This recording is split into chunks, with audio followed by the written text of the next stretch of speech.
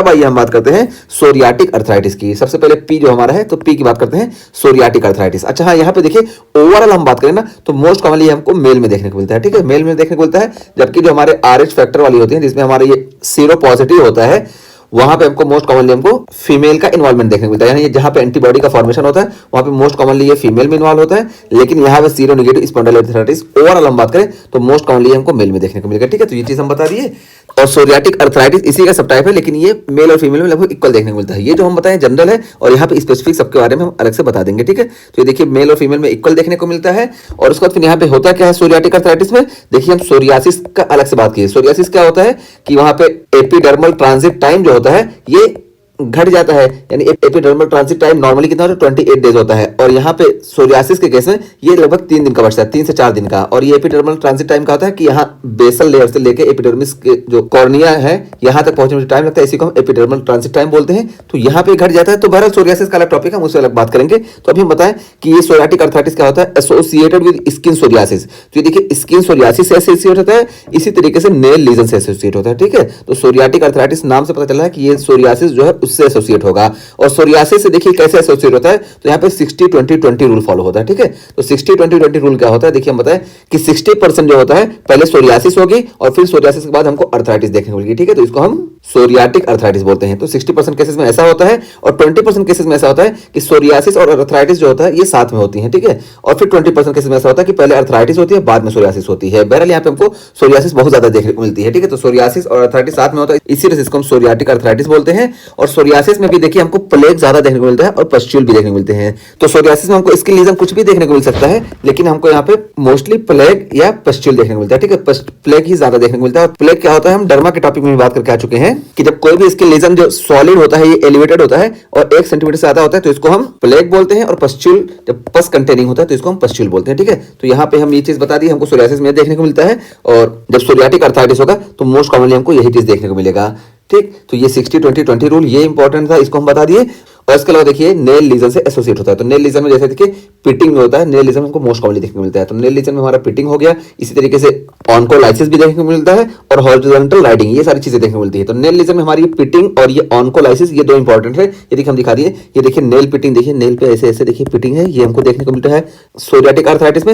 इसके साथ साथ देखिए हमको ऑनकोलाइसिस देखने को मिलता है, नेल बेड से देखिए नेल अलग हो जाता है। ठीक है, तो ये हमको देखने को मिलता है सोरियाटिक अर्थराइटिस में। तो ये चीज हम बता दिए। और यहाँ पे अब देखिए प्रेजेंटेशन की बात की जा रही है, तो प्रेजेंटेशन क्या होता है, तो एसिमेट्रिक एंड पैची इन्वॉल्वमेंट। तो ये जो होता है यहाँ पे एसिमेट्रिक और पैची इन्वॉल्वमेंट देखने को मिलता है। मोस्ट कॉमनली ऐसा ही होता है, अदर पैटर्न भी होते हैं, लेकिन मोस्ट कॉमनली क्या होता है कि एसिमेट्रिक और पैची इन्वॉल्वमेंट देखने को मिलता है। ये देखिए एसिमेट्रिक, देखिए एसिमेट्रिक है, देखिए इधर क्या है इधर क्या है। ठीक है, एसिमेट्रिक है और पैची इन्वॉल्वमेंट देखिए हमको पैच देखने को मिल रहा है। ठीक है, तो ये एसिमेट्रिक होगा और पैची इन्वॉल्वमेंट हमको देखने को मिलता है।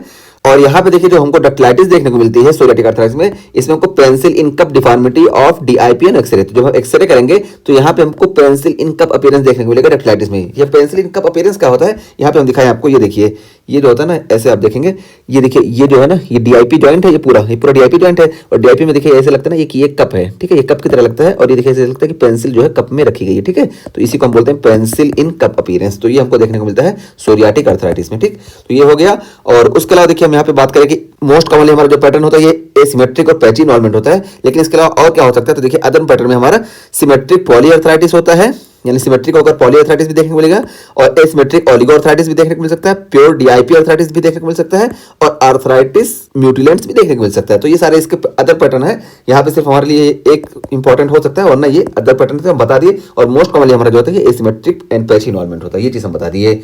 और उसके बाद देखिए यहाँ पे क्या बताया गया कि seen in fewer than 1/3 of patient with psoriasis. तो देखिए यहाँ पे जो चीज बताया गया और यहाँ पे जो चीज बताया गया ये दोनों डिफरेंट है। ठीक है, यहाँ पे क्या बताया गया कि जो सोरियासिस के पेशेंट होते हैं ना उसमें से सिर्फ 33% या उससे कम में ही हमको सोरियाटिक अर्थराइटिस देखने को मिलता है। तो देखिए यहाँ पे सोरियाटिक अर्थराइटिस से कितना एसोसिएट है ये बात किया गया कि कितना ज्यादा चांस होता है। जैसे एक पेशेंट है, इसको जो है सोरियासिस हुआ है, अब कितना चांस है कि ये जो है सोरियाटिक अर्थराइटिस में कन्वर्ट हो जाए, तो इसकी बात की जा रही है। तो ये बताया जा रहा है कि ये 33% से कम चांस होता है कि ये सोरियाटिक अर्थराइटिस में सोरियासिस कन्वर्ट हो। तो ये चीज यहाँ पे बताया गया। और यहाँ पे जो हम बताएं तो यहाँ पे बताया जा रहा है कि अगर किसी को सोरियाटिक अर्थराइटिस हो गया तो ये किस वजह से हो सकता है। तो देखिए 60% केसेस में ऐसा होता है कि ये जो है जो सोरियाटिक अर्थराइटिस हुआ पहले, इससे पहले हुआ हो कि सोरियासिस, उसके बाद अब सोरियाटिक अर्थराइटिस में कन्वर्ट हुआ हो, और हो सकता है कि सोरियाटिक अर्थराइटिस जो है एक साथ हुआ हो, और हो सकता है कि पहले अर्थराइटिस हुआ हो और अर्थराइटिस फिर कन्वर्ट हो गया हो सोरियासिस में, यानी अर्थराइटिस और सोरियाटिस एक साथ प्रेजेंट हुआ, तब जाके हमको सोरियाटिक अर्थराइटिस देखने को मिला। तो यहाँ पे ये बताया गया कि सोरियाटिक जो हमको देखने को मिला ना,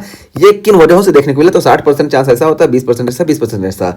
और हम बात करें सोरियासिस खाली किसी को हुआ तो कितना चांस है कि ये सोरियाटिक अर्थराइटिस में कन्वर्ट होगा, तो ये सिर्फ 33% चांस होता है या इससे कम ही होता है। ठीक है, तो दोनों क्वेश्चन अलग अलग है। ठीक है, तो ये सारी चीजें हम सोरियाटिक अर्थराइटिस के एस्पेक्ट से बता दिए। अब यहाँ पे देखिए हम आपको बता दें कि एक्स्ट्रा आर्टिकुलर मैनिफेस्टेशन क्या होते हैं। ठीक है, तो एक्स्ट्रा आर्टिकुलर मैनिफेस्टेशंस यहाँ पे देखिए एओर्टिक रिगर्जिटेशन हमको देखने को मिलता है, या इसी तरीके से क्रोनिक बायलैटरल पोस्टीरियर यूआईटिस। ठीक है, तो यूआईटिस हम पहले ही बता चुके हैं कि यूआईटिस इसका most common extra articular manifestation होता है ओवरऑल सेरोनेगेटिव स्पॉन्डाइलोआर्थराइटिस का।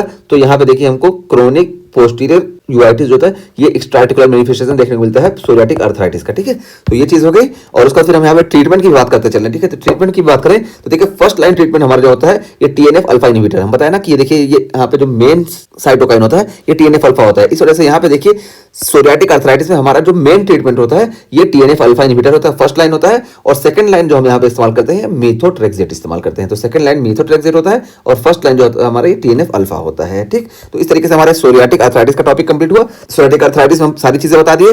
ये बताएं कि यहाँ पे 60-20-20 रूल फॉलो होता है, और इसके अलावा हम बताएं यहाँ पे कई पैटर्न इसके होते हैं, लेकिन मोस्ट कॉमन पैटर्न जिसका होता है ये एसिमेट्रिक और पैच इन्वॉल्वमेंट होता है। और यहाँ पे हमको पेंसिल इन का अपीयरेंस देखने को मिलता है एक्सरे में। और वैसे हम बात करें किसी को सोरियासिस हुआ है तो ये सिर्फ 33% चांस होता है कि ये सोरियाटिक अर्थराइटिस में कन्वर्ट हो। और एक्स्ट्रा आर्टिकुलर मैनिफेस्टेशन में हम यहाँ पे बताएं कि एओर्टिक रिगर्जिटेशन और साथ साथ हमको पोस्टीरियर यूआईटिस वगैरह देखने को मिलेगा। और ट्रीटमेंट में हम बताएं कि यहाँ पे हमारा मेन ट्रीटमेंट जो होता है ये टीएनएफ अल्फा इनहिबिटर होता है। ठीक, तो ये चीज हो गई। अब आइए हम बात करते हैं एनकाइलोजिंग स्पॉन्डाइलिटिस की।